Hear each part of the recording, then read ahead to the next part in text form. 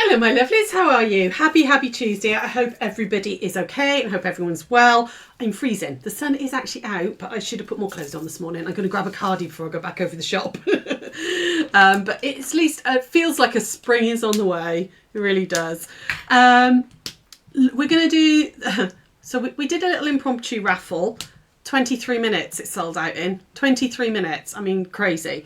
So yeah, we're going to do that. I'm going to do that first of all before we get into the blog. I was going to say we had a nice Easter. It was a different Easter.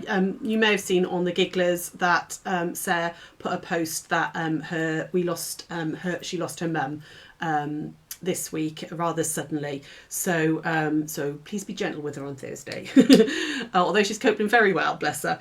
Just lots to organise, isn't there, and stuff. But Elaine will be greatly missed. We had very different opposing political views, and I will very much miss our lively debates about who's right, because we were both thought we were right. So I will miss her greatly. She was an elegant, amazing, opinionated lady who had travelled all over, and she was she was a great person. So yeah, that happened. So Easter was a little different. Yesterday my house fell down. I had a massive leak and my kitchen ceiling fell down, and then last night all my electrics shorted out as well. So I'm waiting for builders and stuff to arrive today, which is fun. Which is always good fun, waiting for all that. So yeah, we've had a bit of a few days of it, but never mind. All your orders from over the weekend are done. They are ready to go to the post office. Sian's been over today, so she's with us, and she's we've ploughed through those, and we're trying to get sorted ready for the retreat next week and all the rest of it. So yeah, so lots and lots going on. However, we're going to start with something a bit nice. We're going to do the raffle. Well done, everybody who actually got hold of a raffle ticket. Like I said, 23 minutes. They all went. You were like fast as lightning. You were. So let's say hello to everybody. Hi, Ali. Hi, Eileen. Hi, Cheryl. Hi, Lindy Lou. Hi, Kate. Who else is there? Hi, Melba. Hi, Angela. Hello, my darlings. Hi, Carol. Right, so we're going to do the raffle first, my loves. Hi, Marilyn.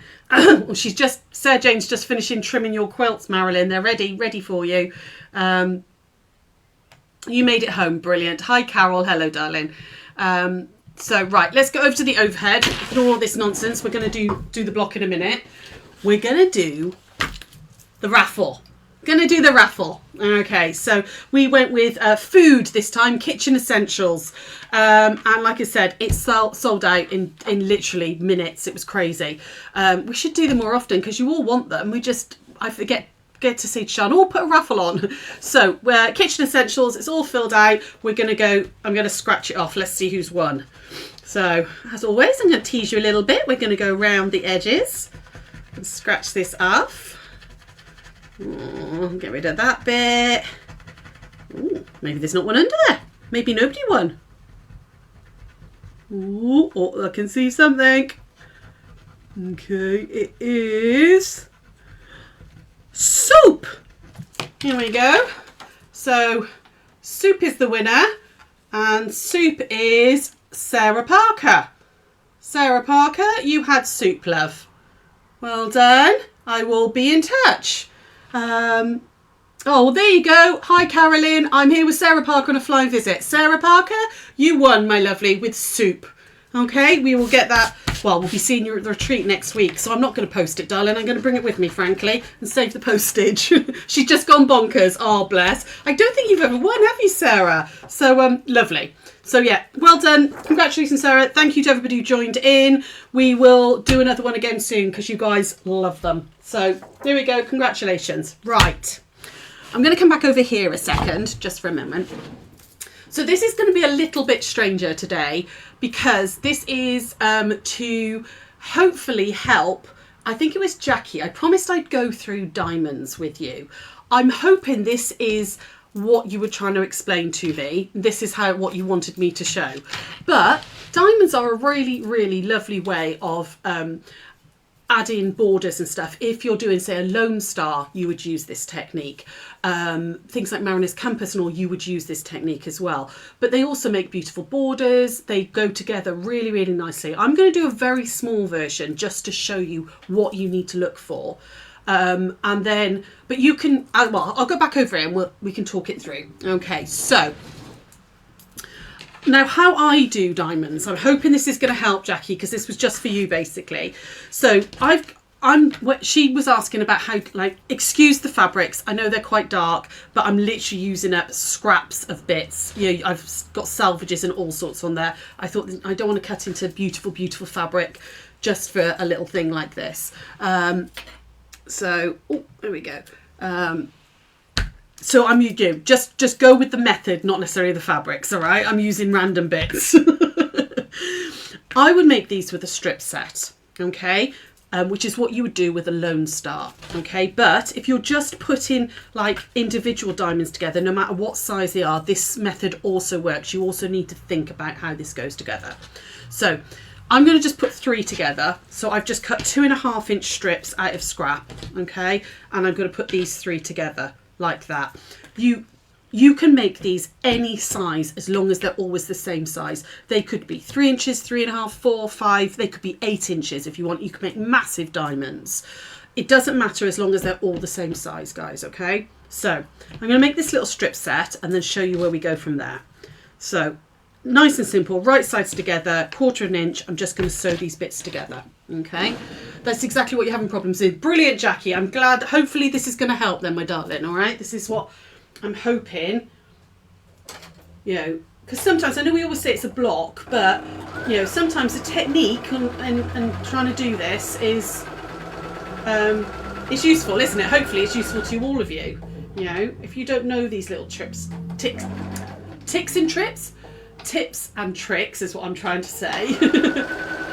So, strip set goes together.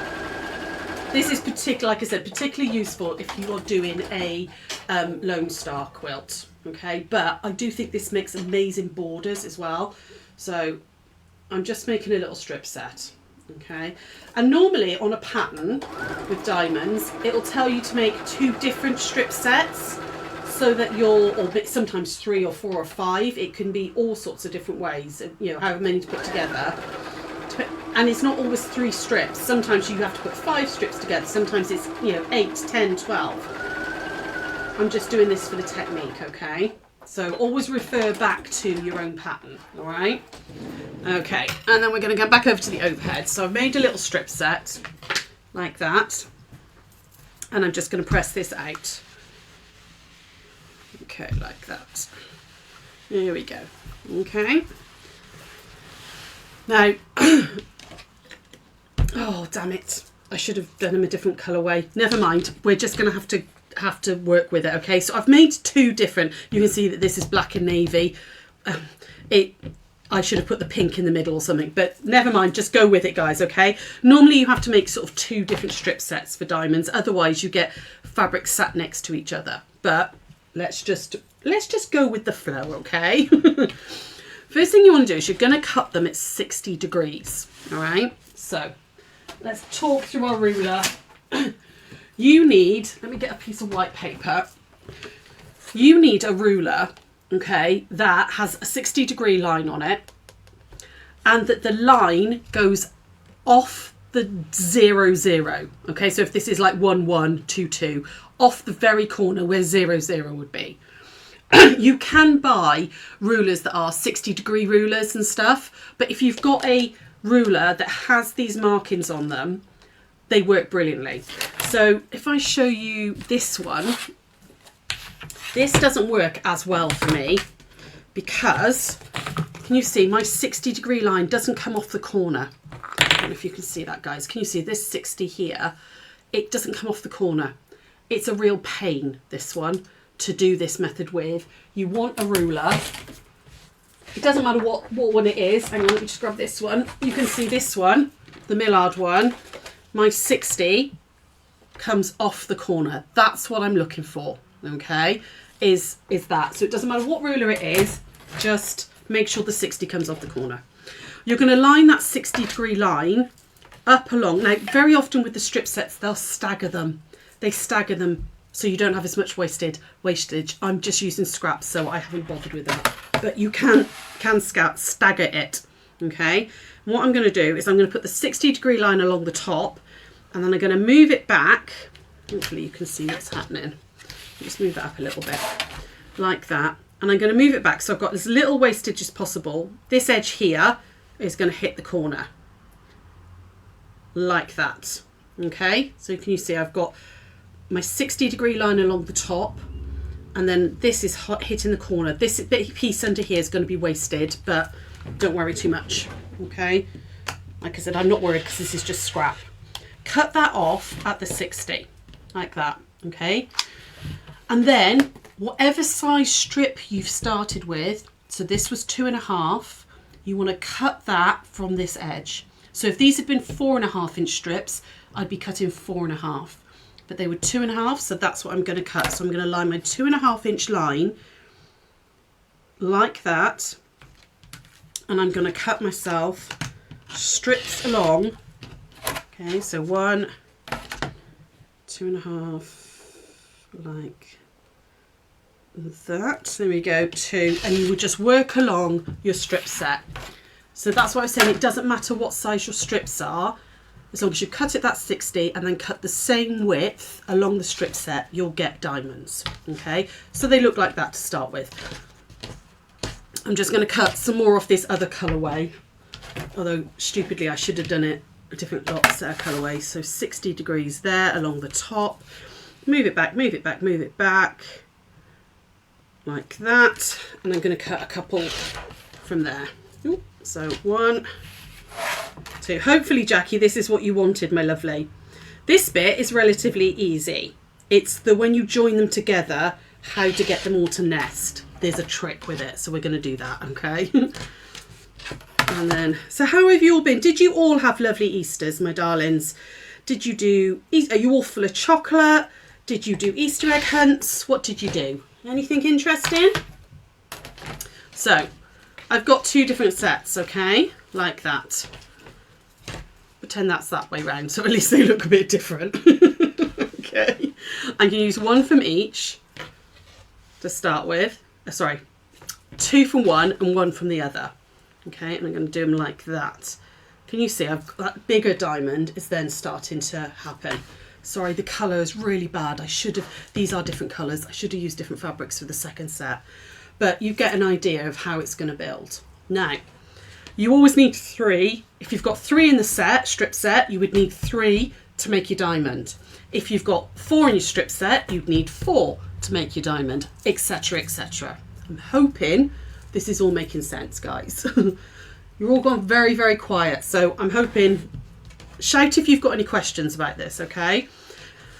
If I was to just put these right sides together and try and nest them like we would any other seam, if you just try and put those seams like that and like that, okay, it's not going to work. So if I put a pin in there just to pretend like I've sewn it, because I don't want to sew it at the moment, at 1/4 inch, like that, just so you can see what I mean. So you think, oh, I'm doing really well, I've nested my points. When I open that out like that, they don't match, they're all offset, okay? So what we need to do is we have to offset them at the beginning before you stitch them, okay? Now the easiest way I find to do that is to mark 1/4 inch. So on this one here, what I'm going to do is I'm going to mark 1/4 inch. So I'm going to put my 1/4 inch line down that edge that I'm going to sew. Just get that in line like that. Come on, behave. There we go. And I'm going to mark 1/4 inch where my stitching, where it crosses my stitching. Okay, so there's my 1/4 inch. I'm going to mark just here and just here. Okay, so if I get, oh, that's a crochet hook, not a pen. Let me find a pen. All my pens have vanished. Hang on 2 seconds. Let's try that. This is going to be dark, isn't it? So if I mark across that seam there and across that seam there, okay, like that, and that one's going to go, oh, that way, that one's going to go in like that. Okay, so I'm hoping, can you see, I've just marked there. I'm hoping you guys can see this on screen. What's that, Eileen? Lovely, relaxing, easy with friends and family. Ah, amazing, hun. Good, good. I'm glad you did, darling. I'm going to put a pin through where that mark hits the stitch in. So I'm going to put a pin through just there. Okay. And then I want to find the seam the other side. So it is a weeny bit fiddly, but it's worth taking this time to do it. So what I'm going to do is I'm finding the seam the other side like that. Can you see that pin's hit that thread? Don't push it through all the way at the moment. Just pull through like that. Okay. And I'm going to do exactly the same on this one. So line the top edges. And can you see how out that looks? That looks like that's not going to be nested at all. And you think, oh, that's not right. But because of you're sewing on a diagonal, you kind of need to do this. So we're going to go through that point there where I've marked the 1/4 inch on the seam and make sure it's hitting the stitch in that side.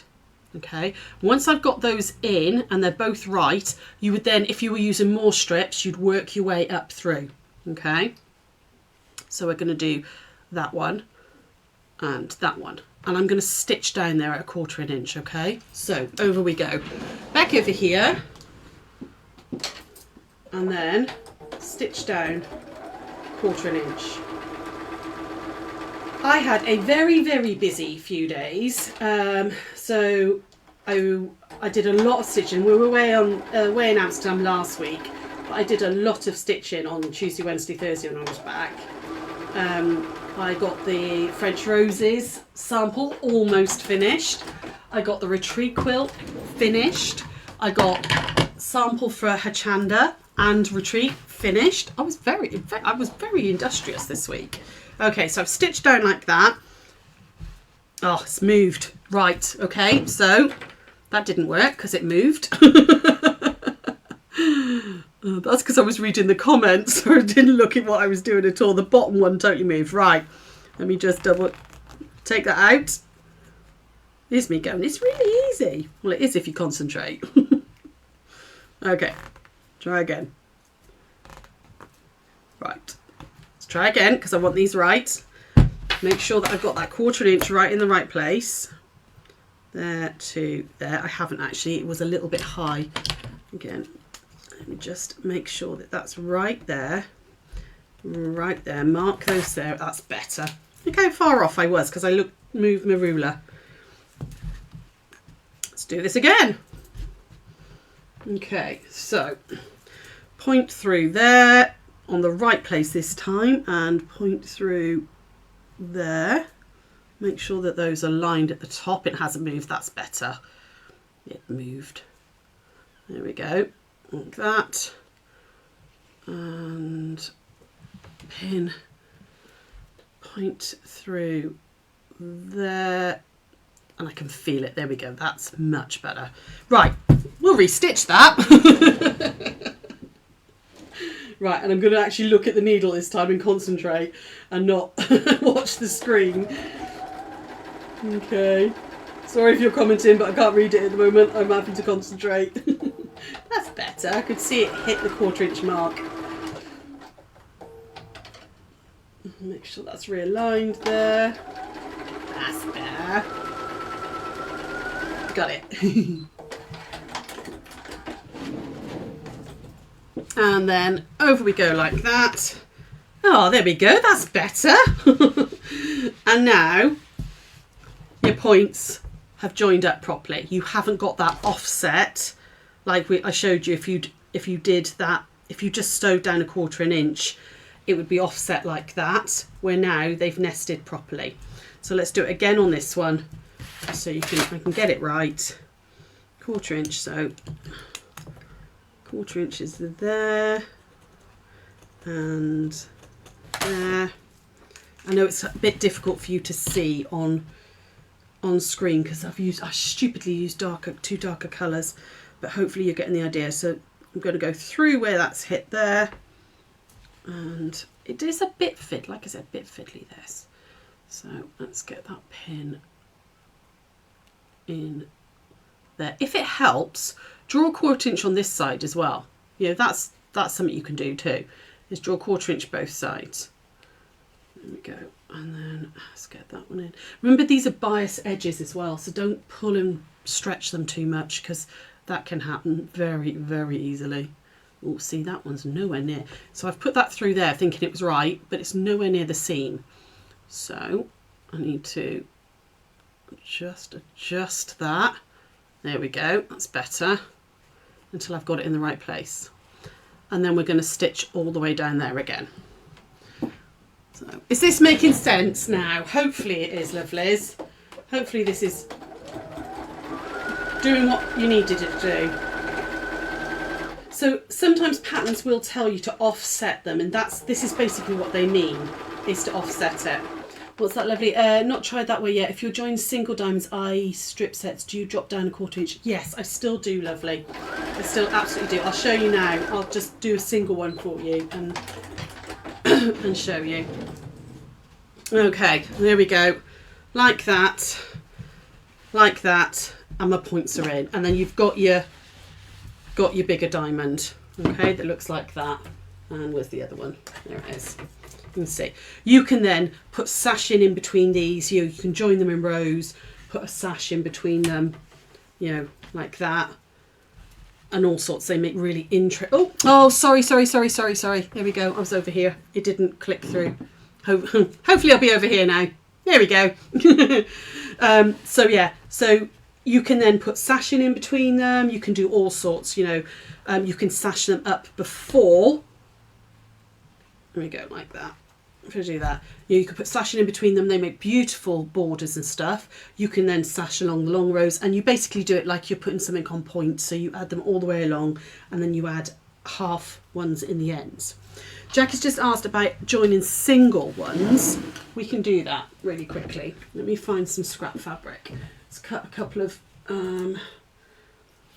They're going to have to be out of this colourway, I'm afraid, because I haven't got any more scrap here anywhere.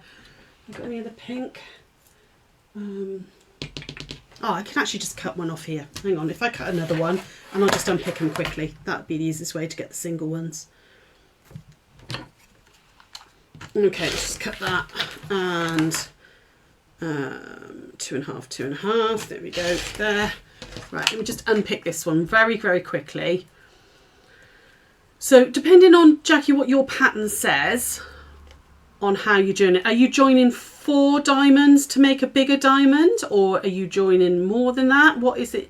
Depends on what your pattern says, to be honest. Remember, you can always send us a message with pictures and stuff if that helps, if you're really stuck. So I'll just iron that one back. So I've got there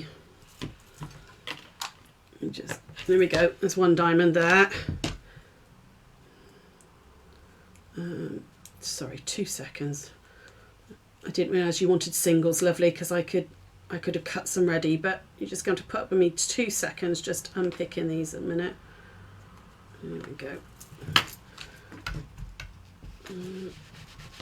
Just iron those out. There we go, there's 1 there. So if I was joining 4 together, okay, there's 3 like that. Is that what you're doing? 4 together, is it? Just get this other pink one to make a bigger diamond. I would join them 2 to 2 and then do that offset thing in the centre. So let me just hang on. Oh, sorry, this is very dull for you guys. Okay. Right. Okay, so if I was joining single diamonds, how I would do it is I would join that one to that one, like that, and that one to that one. That's just a straight seam. You don't need to offset anything up there, okay? Because you're just gonna, well, that's a lie, you kind of do. You kind of want to offset 1/4 inch here so they line up. Yeah, you do, sorry. So when you put them right sides together, so your diamonds are the right length, but when you put them right sides together, you want approximately 1/4 inch peeking out here, so that when you stitch down, like when you do it, when you put your binding together, let me just sew those together for you guys.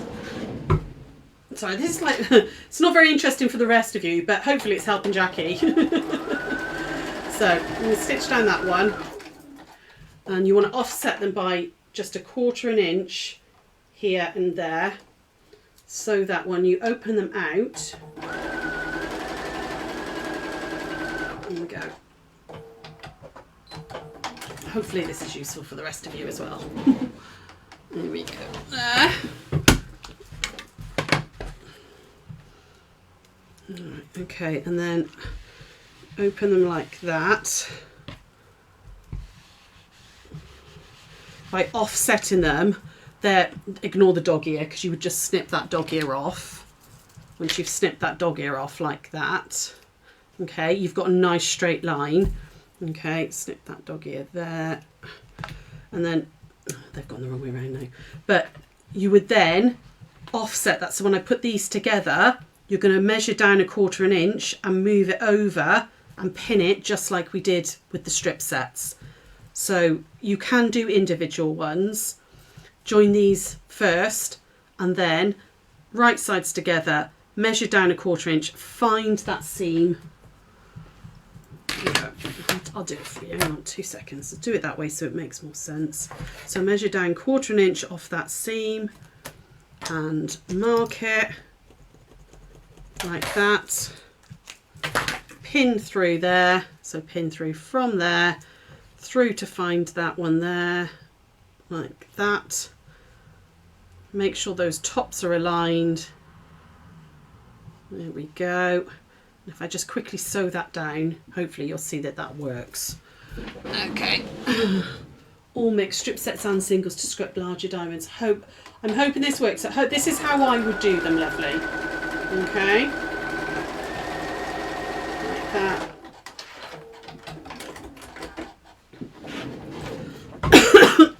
And back over here, and then when I open that one out, you've got that nice neat point in the middle there, and you've got your diamond. Okay, for using single ones, this is very scrappy, which is why these lines aren't, joining up, but that's the technique of how I would do it.